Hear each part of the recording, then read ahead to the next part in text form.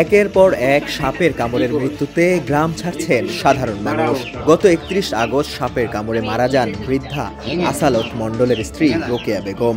এর একদিন পর 1 সেপ্টেম্বর সাপের কামড়ে মারা যায় প্রতিবেশী জিয়ারত মোল্লার স্ত্রী জাহানারা বেগম এবং 5 অক্টোবর পুনরায় সাপের কামড়ে মারা যায় এরশাদ আলীর কন্যা শিল্পী খাতুন।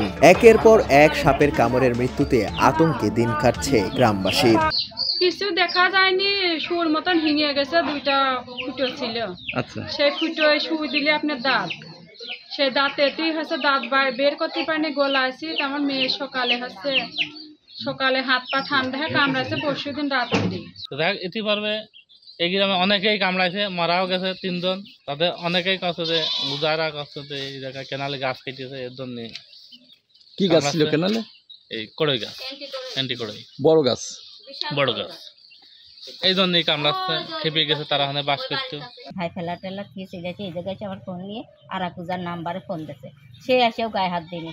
তখন মানে যে তার জিভে মিবে ঘুরিয়ে গেছে, বমি হচ্ছে, তার কোনো নীল হয়ে গেছে, তার কোনো সারা শব্দ নেই। আমরা এখন মানে যে তার নিয়ে কি নাম ছিল তার?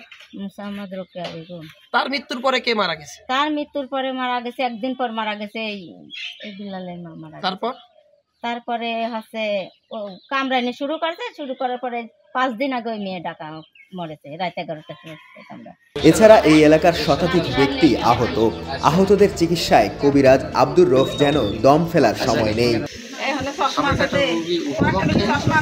এবং সাপে কাটা রুগী উপলক্ষে ট্রিটমেন্ট হলেও ঠিক ওই ধারাতেই ইনশাল্লাহ সুস্থ হয়ে যাচ্ছে। যেগুলি আমি আগে করেছি, সাপে কাটা রুগী বহু দেখেছি, সেইভাবেই আমি ট্রিটমেন্ট চালাই যাচ্ছি এবং আল্লাহ পাক সবাই সেইভাবেই সুস্থ করে যাচ্ছে।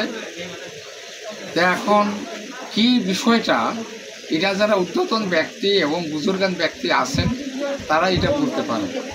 আমি তো ধরেন এর ভিতর ডুবে থাকি না। আমার একটা এই রুগীপত্র যারা আসে, যারা ট্রিটমেন্টে আসে, আমি চেষ্টা করি তাদের সুস্থভাবে ট্রিটমেন্ট দেওয়ার জন্য এবং ইনশাল্লাহ সবাই সেইভাবে ট্রিটমেন্ট করছে এবং আল্লাহর শেষ রহমতে ভালো হচ্ছে। সাপে কামড়াইছে, সাপের দাঁত আছে, এরকম বোঝা যাচ্ছে কিনা? দেখা যাচ্ছে যেগুলি ট্রিটমেন্ট দিয়েছে প্রকৃতপক্ষে এগুলি সাপের দাঁত আছে। এখন কি সাপ দাঁত যখন উঠানো হচ্ছে তখন দাঁত কিন্তু দেখাও যাচ্ছে, ওর যে মাধ্যমে উঠায় সেই মাধ্যমে ছোট ছোট দাঁত দেখাও যাচ্ছে। যখন ওই দাঁত উঠানো হচ্ছে তখন রোগী কিন্তু সুস্থতা বোধ করতেছে। ঘটনাটি ঝিনাইদহের শৈলকুপার 3 নং দিঘিনগর ইউনিয়নের সিংনগর গ্রামে। বর্তমানে এই সাপের আতঙ্কে অনেকটাই পুরুষশূন্য সিংনগর গ্রাম। শরীরে একটু ব্যথা অনুভব করলেই একের পর এক সিংনগর গ্রামের নারীরা ছুটছে কবিরাজ আব্দুর রফের বাড়িতে। সেখানে অদৃশ্য সাপের কামড়ে আহত নারীদের চলছে ঝাড়ফুঁক। একটু সুস্থতা বোধ করলেই ফিরছে বাড়িতে। প্লাস 8-9 দিন হয়ে গেল। আমার এক চাষি সর্বপ্রথম কামড় দেয়, উনি 24 ঘন্টা পরে মারা যায়। হাসপাতালে নেওয়ার অবস্থায় ওখান থেকে চিকিৎসক মৃত্যু ঘোষণা করে। সাপের কামড়েই মারা যায়, এরকম বিষ শনাক্ত করা গেছে। এখন কি সাপে কামড়াইছে এটা কেউ দেখতে পারেনি বা বলতে পারেনি। তার পরের দিন ওই মোল্লা পাড়ার আরেকজন আমার নানি হয় সম্পর্কে, উনিও মারা গেছে এই সাপের কামড়ে। বেশ কিছুদিন ধরে এইভাবে চলে আসছে, প্রতিদিনই কামড়াচ্ছে, আতঙ্কে গ্রামের লোকজন চলছে।